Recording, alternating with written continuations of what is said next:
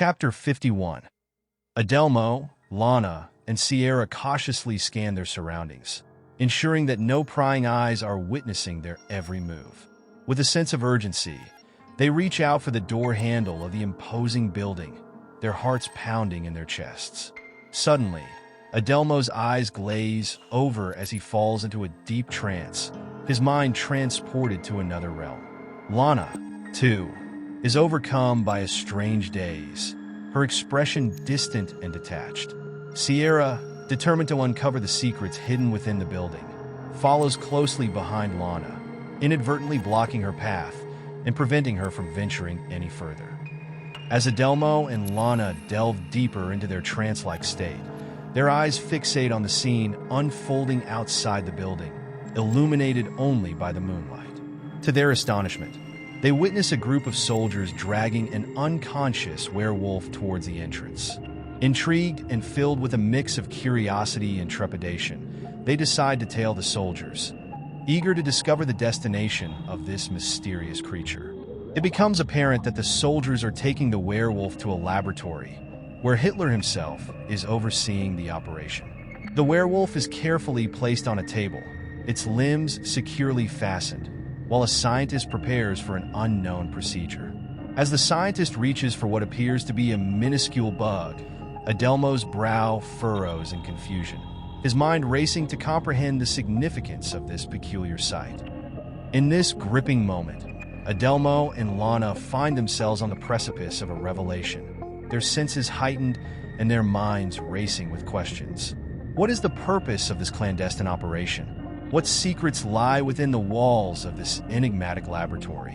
With each passing second, their determination to uncover the truth intensifies, propelling them further into a world of intrigue and danger.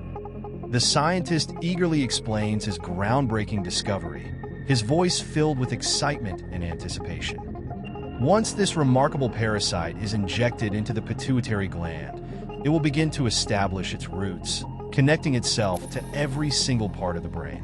This incredible connection will grant you the power to control it simply by using verbal commands. Intrigued, Hitler leans forward, his eyes fixed on the scientist. "Show me," he demands. Without hesitation, the scientist carefully injects the parasite into the designated spot at the top of the pituitary gland. As if guided by an invisible force, the parasite starts to settle into its new home, nestling itself comfortably. Gradually, it begins to sprout roots, reaching out and intertwining with the intricate network of the brain. Suddenly, the werewolf's eyes snap open, wide with pain, and it lets out a guttural growl, followed by a haunting howl. Its body convulses uncontrollably, as if seized by an invisible force. Just as quickly as it began, the werewolf falls still, motionless. Concerned, Hitler questions the scientist. "What happened? Is it dead?" The scientist shakes his head, a knowing smile playing on his lips. "No, my dear Hitler. This is merely a side effect of the parasite's connection to the different areas of the brain. It is a necessary process." Eager to take control, Hitler asks impatiently, "How long until I can command it?" The scientist's eyes gleam with excitement as he responds, "Try it now." Hitler wastes no time, his voice filled with authority as he commands the werewolf, "Wake up and sit upright." In an instant, the creature's eyes snap open, and it obediently sits up, as if under Hitler's spell. Adelmo, who had been watching the scene unfold with wide eyes, suddenly snaps out of his trance, his mind filled with a mix of awe and fear.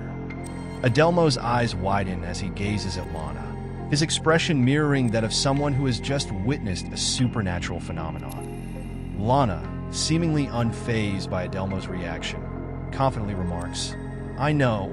Can you believe that they actually managed to figure out how to control them?" Adelmo, still in a state of disbelief, queries, "But how on earth did they come to this realization?" Sierra, who has been observing the exchange with a perplexed look on her face, finally speaks up. "What exactly is happening here?" Adelmo, realizing that there isn't enough time to explain the situation in detail, responds, "We'll have to fill you in later." Determined to catch up to their targets, they stealthily make their way into the building. Fortunately, their recent trance-like experience has imprinted the directions in their minds, allowing them to navigate with ease. As they draw closer to the laboratory, they spot their targets in the distance. The zombie, deprived of sunlight, loses its vitality and becomes motionless. As the team carefully positioned the lifeless zombie on the cold metal table, the lead scientist's frustration grew evident. His eyes narrowed in disappointment as he realized that their subject was completely motionless. In a fit of anger, he slammed his hand against the nearby counter, causing a loud thud to reverberate through the room. His voice filled with exasperation, he exclaimed, "What on earth is this? I specifically asked for a live specimen. Does this look alive to any of you?"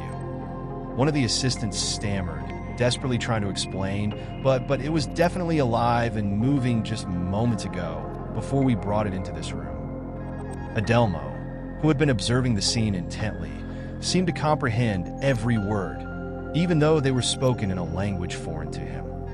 The scientist took a step back, his mind racing with thoughts and possibilities.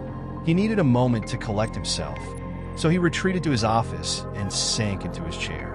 The weight of disappointment and frustration settled upon him as he contemplated the situation. Adelmo, sensing the scientist's distress, approached the closed door cautiously. With a mix of curiosity and concern, he reached out for the doorknob, his hand trembling slightly. As his fingers made contact with the cool metal, a strange sensation washed over him, pulling him deeper into a trance-like state. In that moment, Adelmo found himself transported to another realm, a place where the boundaries of reality blurred. Visions and fragments of knowledge flooded his mind, as if he had tapped into a hidden well of understanding. He could almost grasp the scientist's thoughts as if they were his own. The connection between them grew stronger, intertwining their fates in ways they couldn't yet comprehend. Little did they know that this encounter would mark the beginning of an extraordinary journey, one that would challenge their beliefs and push the boundaries of science and humanity.